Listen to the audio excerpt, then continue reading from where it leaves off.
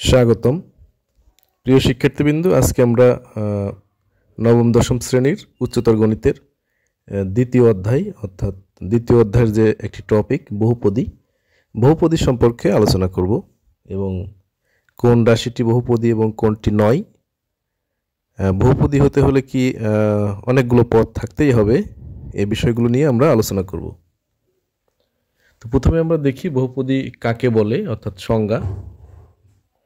বহুপদী হলো বিশেষ ধরনের বীজগণিতিক রাশি যে রাশিতে এক বা একাধিক পদ থাকে, অর্থাৎ একটি পদও থাকতে পারে, একাধিক পদও থাকতে পারে এবং পদগুলো এক বা একাধিক চলকের হয়।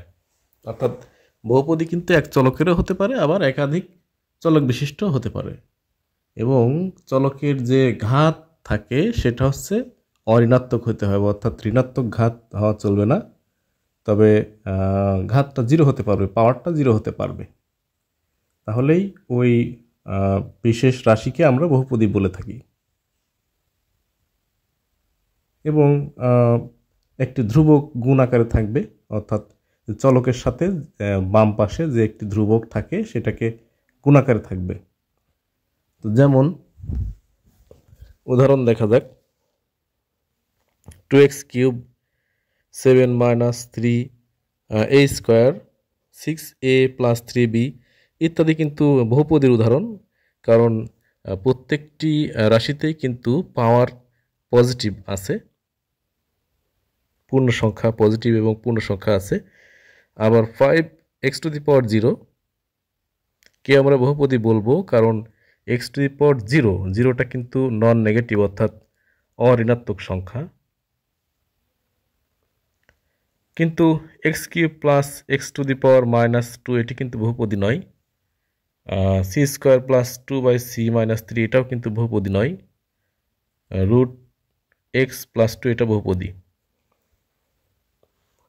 এখন আমরা দেখব এই রাশিটি অর্থাৎ a² + 1 a³ - a, a² + a/a³ - a, এটি কি বহুপদী? আমরা এখন চেক করব। নিচে এই সূত্র প্রয়োগ করলাম কমন নেওয়ার পরে, তাহলে a + 1 a + 1 কেটে গেল, থাকলো হচ্ছে 1/a - 1, তাহলে ইনভার্স করলে a - 1 ইনভার্স, অর্থাৎ এটি কিন্তু বহুপদী নয়, কারণ এটিকে বিস্তৃত করলে পাওয়ার মাইনাস আসবে।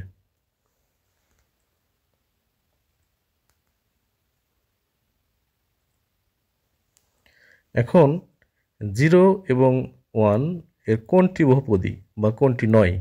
তাহলে 1কে আমরা লিখতে পারি 1 × x⁻0। তো এই যে কনস্ট্যান্ট, এটার একটা শর্ত আছে, এই কনস্ট্যান্টটা কিন্তু 0 হতে পারবে না, 0 হলে টোটাল গুণ হয়ে কিন্তু 0 হয়ে যায়। তাহলে আমরা দেখতে পাচ্ছি এখানে কিন্তু 1টা কিন্তু বহুপদী, 0 কিন্তু বহুপদী নয়। অর্থাৎ যে শর্ত সেটা হচ্ছে ax⁻n, এখানে a কিন্তু 0 হবে না, 0 হলে টোটাল তাই 0 হয়ে যায়, আর n হচ্ছে অঋণাত্মক পূর্ণ সংখ্যা হবে, অর্থাৎ পাওয়ারটা অঋণাত্মক পূর্ণ সংখ্যা হবে। তাহলে 1 বহুপদী, 0 বহুপদী নয়, অর্থাৎ যে কোনো সংখ্যাই কিন্তু 0 মাত্রার বহুপদী। আচ্ছা, এখন আমরা উদাহরণ হিসাবে দেখি √4x + 2 এটা কি বহুপদী? না, এটা বহুপদী নয়, কারণ পাওয়ার অর্থাৎ ঘাত কিন্তু অঋণাত্মক পূর্ণ সংখ্যা হতে হবে, হাফ কিন্তু পূর্ণ সংখ্যা নয়।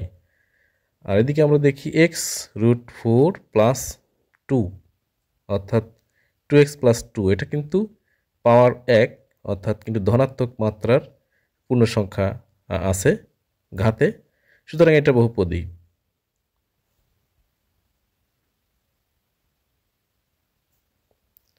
এখন এটা দেখা যাক, 3 × x⁻4 এটা কি বহুপদী? না, আমরা এটা দেখতে পাচ্ছি ঘাত কিন্তু x⁻½ চলে আসে যদি বিস্তৃত করা হয়, তাহলে এটা কিন্তু বহুপদী নয়। ধন্যবাদ, বহুপদী কি সেটা আমরা বুঝতে পারলাম।